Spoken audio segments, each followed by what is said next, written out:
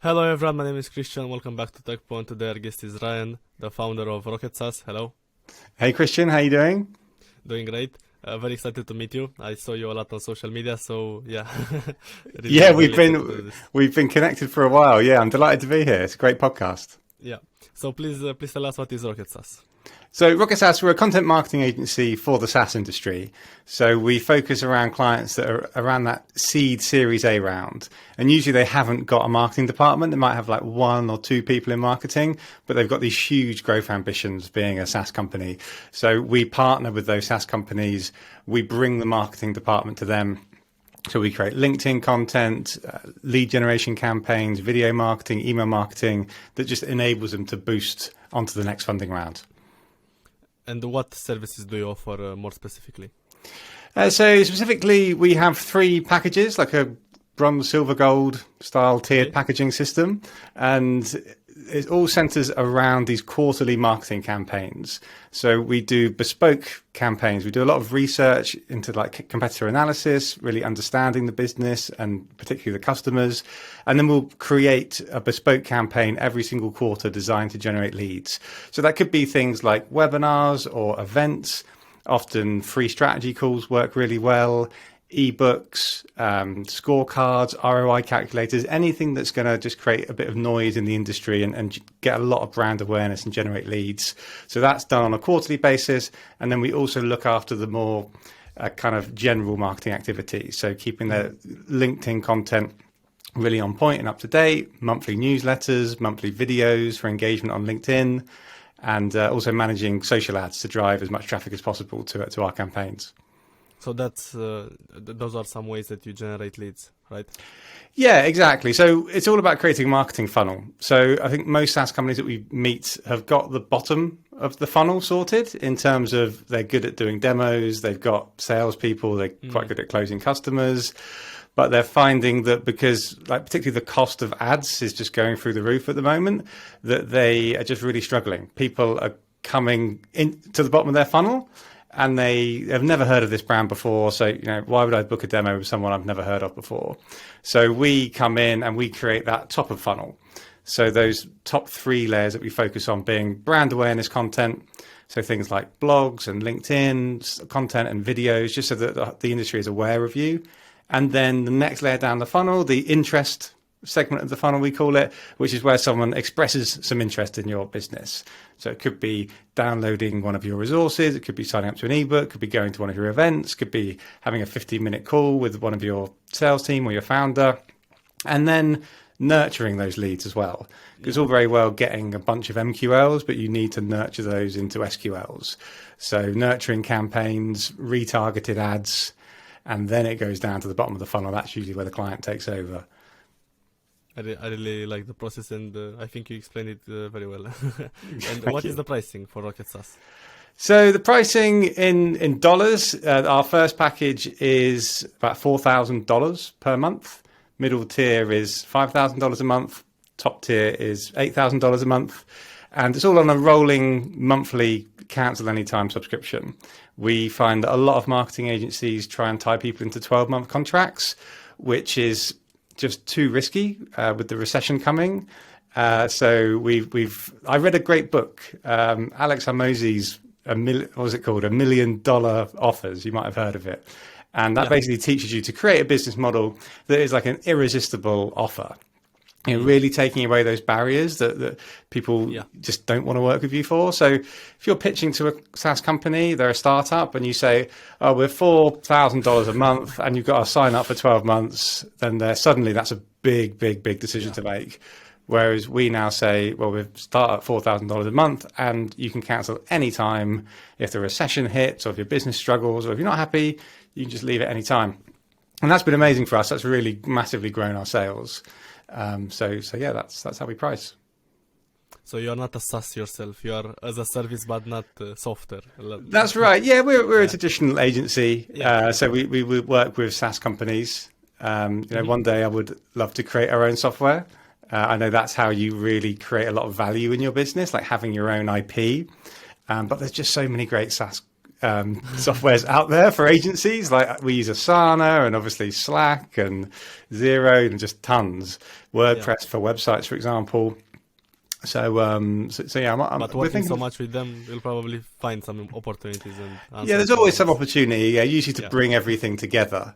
So yeah, maybe some. I think a lot of opportunities for sort of marketing agencies to create a SaaS platform is to bring all that data together. There's so much data from all the different ad platforms and your website and Google Analytics, and it's quite hard to get that all speaking to each other. So I think that's kind of missing in the space is one platform where all your data comes together. So that's what I'm looking for, or I'll build it one day. I met a lot of agency founders who turned to SaaS, so maybe that will be your trajectory as well. Well, I think that's a dream for lots of business owners, having your own SaaS company, because the profit margins are so high, and the tech space and the investment has just been going crazy for years, and it looks like it's going to continue that way. So it's exciting. Yeah. Can you share some success stories of companies that worked with you? I think probably one of our biggest success stories in terms of taking a company from very small to setting them on their journey to becoming a big company. One of our clients called Clean.ai. So we met them when there was only 3 of them in the business. They were going through a complete rebrand, even changing their name. And we supported them with a lot of that process in that kind of initial marketing process. So we rebranded them, did the whole visual rebranding, designed and developed them a new website, which was considered to be one of the best SaaS websites in the space at the time. That was about 2 years ago now. And then we continued to support them as they grew. So they grew very quickly. That they ended up eventually bringing in their own marketing people and marketing departments. So we supported them in terms of creating great top of funnel content. They did a lot of blog work, a lot of SEO, driving a lot of ad traffic, and we supported them on their journey. They went on to raise seed funding, Series A funding. I believe they're going on to raise Series B, and they're going into America. So that's exactly what we try and do, is that we fill that gap. While SaaS companies got relatively small budgets, relatively limited in size, and they desperately need some marketing. They don't really know how to go about the marketing. Often the tech person the founder is more technical than they are marketing minded. We come in, set them on their journey, and eventually they outgrow us because they'll take on an in-house marketing team. But that means success for us. Like when a company gets so big, they say, because of the success of working with you guys, we don't actually need you anymore because we're going to take everything in-house. And then that means success for us when people get to that kind of 50 headcount size, Series B. That's the bridge that we fill. So you start all of them from zero, basically, or a little to nothing. Yeah, well, they need a bit of money. Because we are, end of the day, $4,000 a month, so they need some kind of funding. They usually need seed funding. So we're the bridge between seed and Series B, I would say. Mm-hmm. And I wanted to ask you, when did you start the company? But before that, I wanted to see, is that the logo that you have behind, the rocket? Oh, yeah. So, I'm at home today. My wife let me put my company logo in the house. I also have a rocket on the t-shirt, but I don't know. Oh, nice. It's from Sastar. It's not the same rocket, but it's a rocket. Well, my wife is also an intellectual property lawyer. So it's kind of having a company called Rocket. There's lots of rockets out there, and there's lots of rocket logos. So I said to her, can I start a company called Rocket? And she seems to have my back. We'll see. Yeah, that's a great story. And when did you start the company? In what year? Well, I started the company 10 years ago, so 2012. I need to throw a 10th birthday party at some point. But it was very different to what it is now, kind of naturally. It started as basically me being a freelancer. So I used to design and develop websites. I used to do everything on my own, and then slowly grew the company with outsourced people. So we had outsourced designers, outsourced web developers that just took me away from as many operations as I could. But we had very, very slow growth for like 6-7 years. And that was the main reason is because we were industry agnostic. I think that the biggest lesson I've learned in the whole of business is you have to niche. So in about 2020, that's when we decided to niche into the SaaS startup space. And that's when things really rocketed, excuse the pun. And then about a year ago, we started to go a lot more into content marketing rather than just website design, website development. We still do websites, it's still our bread and butter, but now we offer a lot more in terms of driving traffic to said websites and generating leads. Like we were building websites for clients and they were saying, okay, the website looks great, but it needs to generate leads. Can you help with that? And we used to sort of say, well, not really. We can try and add a few more call to action buttons and stuff like that. But now we really try and focus on the full funnel in terms of top of funnel that drives people to the website and then generates leads. So yeah, that's the story of the business. Journey. Yeah, no, it has been. It's been fun. Hard work, but fun. And why did you choose SaaS 2 years ago? It's a good question. We were in East London. That's where our offices have always been. And in East London, that's like the tech capital of Europe. Silicon Roundabout is what they used to call Old Street. I'm not sure if they still do. But that seemed like geographically, it seemed kind of obvious for us. SaaS is a huge industry in the UK. I think we're number 2 behind the USA in terms of like size of industry and size of investment. I know the French are quite annoyed about that because their government's pumping a lot of money into tech, but I think the UK is still ahead of them. US is obviously massive.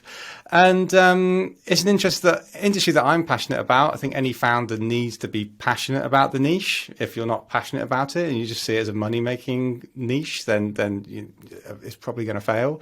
So, I'm a big fan of tech. I really believe that technology can solve all of the world's great problems, from things like hunger and poverty and making the population multiplanetary. Tech is really, really exciting. Yeah. And how big is your team right now? So the team is 14 people. So there's 8 of us in the UK office. That's where we do most of the marketing activity. And then we have an office in the Ukraine as well. So we have another 7 people in the Ukraine, and that's mainly where our website development team are. So they've got a lot of issues at the moment, as you can imagine. The power keeps going out, but those guys are amazing. They've got such a positive attitude, and it's amazing, really, kind of everything that they've been through. But they're a great team, and it's amazing to be able to support them. We're actually looking to start an initiative soon. We're looking to start a training academy for young people of the Ukraine in terms of teaching them how to become website developers. So we're developing a course, like a HTML, CSS, WordPress course, so that young people from the Ukraine can learn to be website developers. We'll teach them how to get on platforms like Upwork and People Per Hour, and we'll even give them their first few jobs so they can get their profile raised. And that is basically teaching them to earn a high income skill, which can help them support their families in the whole war recovery effort. Because a lot of what we found is a lot of our developers, all of their families have lost their jobs, mum, dad, brother, sister, because the whole country's in kind of a crisis. Yeah. But internet is there to stay and get anywhere. Exactly. Yeah, the people that are working on things like website development projects for other countries that aren't in a war crisis at the moment, like the UK and the US, they're now the main breadwinners in the family. So the support that we've given them in terms of employment basically has enabled them their whole family to kind of keep going. So we really want to capitalize on that and create an initiative. That's something that we're working on at the moment, which is exciting. That's kind of you. Nice. I appreciate that. And what's your vision for the next years with Rocket SaaS? Well, our vision, I've actually just been working on our mission, vision, values to really add that to our brand as we're growing. And our vision is to be the marketing growth force behind 10 unicorn SaaS businesses by 2033. So that's basically 10 years from now. I want to be able to say that we have accelerated 10 unicorn businesses. So like I said to you, they'll leave us before they get to the unicorn stage. Because unicorns don't need to outsource marketing. But that's our goal, is to work with so many young SaaS startup companies, set them off on an amazing journey with the marketing that we do, and then kind of watch them and support them go on to becoming unicorns. So that's what really excites us. That's great. And I'd love to hear your backstory. So what did you do even before starting? Well, agency? I'm part of the PlayStation generation. So I used to spend all of my youth just sitting at home playing PlayStation, Final Fantasy 7 on the PlayStation, GoldenEye on the N64. Those are my two favorite games. And I loved them so much that I made fan websites about them. So when I was about 13, 14 years old, this thing called the internet was invented and this other thing called websites. And we learned how to build a basic web page at school. And so I took that home as homework and then just like never, I didn't stop working on it for about 3 years. And I built like the #1 fan website for Final Fantasy 7. Then I did another one for GoldenEye.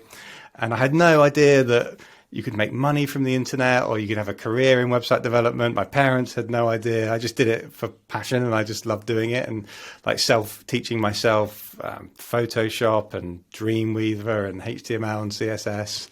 And yeah, that was my hobby for a bit. And then kind of 8 years later, went to university and it all just came flooding back to me. And I was like, websites. I used to love making those when I was a kid. That's my future.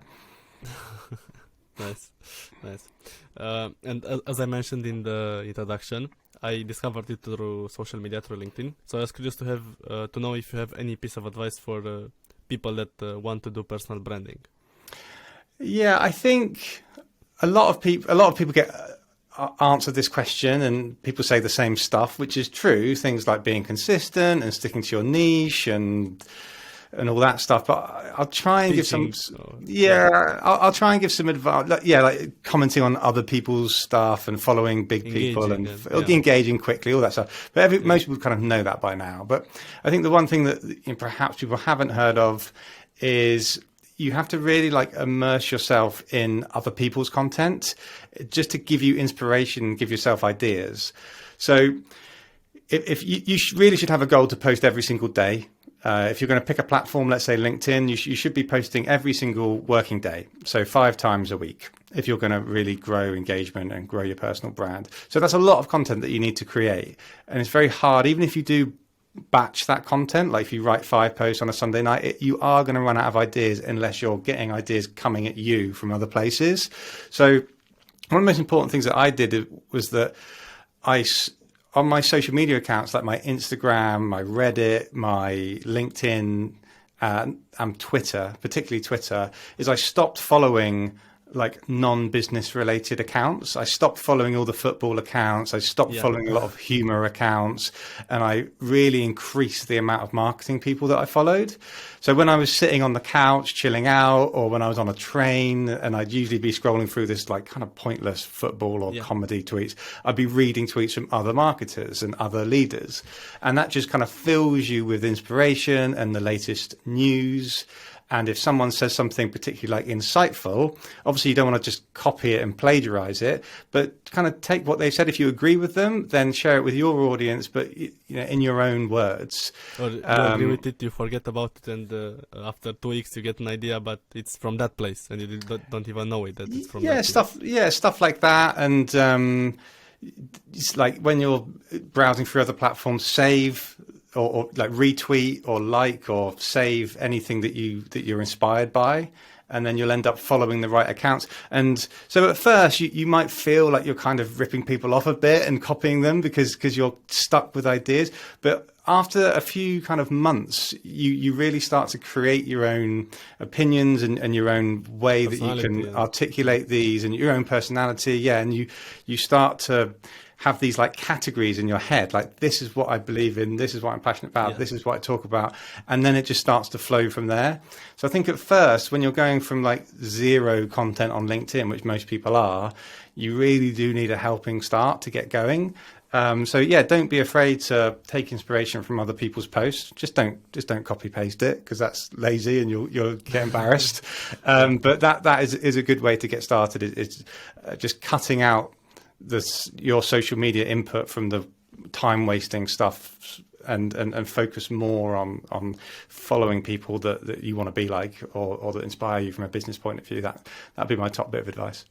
Yeah, I really agree with that, and I did that for 1 year. I only followed SaaS people, and it works. So every time I open LinkedIn or Instagram, I see something related to that, and it's absolutely fantastic. Yeah, exactly. And now look at you. No more You know, useless things. yeah. Now, sort of year on, you're a well-respected podcast host, and you've made a good network, and you've got where you want to get to. And yeah, you don't do that by just like following rubbish accounts on Or you can have a on personal Instagram. account where you follow that or something. Yeah. Well, Anyway. that's true, yeah. But I did that at first, but then I ended up just being addicted to the personal Yeah, account that because one. you want that dopamine of the comedy and the football and Kardashian crap and all that. But yeah, so you got to kind of go cold turkey and just focus on the marketing stuff until you love it.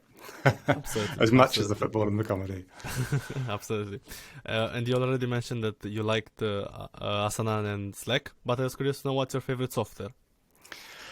Maybe these two, or I don't know. My favorite software, it would probably have to be Asana. I think particularly recently because we've really done some awesome like templates. So we've really productized our business now, our services, because we've got these packages that you sign up for. Every client that comes on with us, we know exactly what we're doing. We're getting a set number of LinkedIn posts, set number of campaigns, set number of ads. So whereas previously our agency was a bit all over the place doing everything for everybody at last minute deadlines, but now we're very kind of process driven.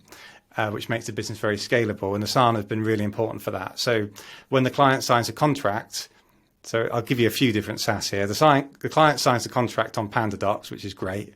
It's like an e-signing SaaS. And then we use Zapier to detect when a contract's been signed, and then automatically that connects with Asana and a project is created. And when the project's created in Asana, it just automatically creates like probably 100 tasks. Just go, brrr. It's quite satisfying when they all kind of get created. And it even assigns the task to the right people. So it's like first task, schedule kickoff meeting with the client, assigned to me. And then next one, write the first draft for the first blog post assigned to my colleague Alicia, with the due dates are all in there. So everybody on the team like immediately gets notified of this project has just landed. Here's the task that needs to be done for the next 3 months. And we just work through them systematically. And that's been amazing really in terms of our organization, training, like SOPs, our team knowing exactly what they want to do. So yeah, I'd say Asana is probably my favorite at the moment. Yeah. Yeah. Awesome. Is there anything else that you want to tell us today? I don't think I've got anything else to go through today, apart from come on England. We're playing the USA today in the World Cup. So I've got my jersey on underneath the shirt. So I'll be going to the, no, not really. It's actually in the other room, but I'll put it on. So yeah, I'll be going to the pub after this podcast and hopefully we'll beat the USA. Yeah. I hope you'll be watching. Yeah, I will. Yeah. Thank you very much for being here, and good luck. Thanks so much. Cheers, Christian. Have a great day.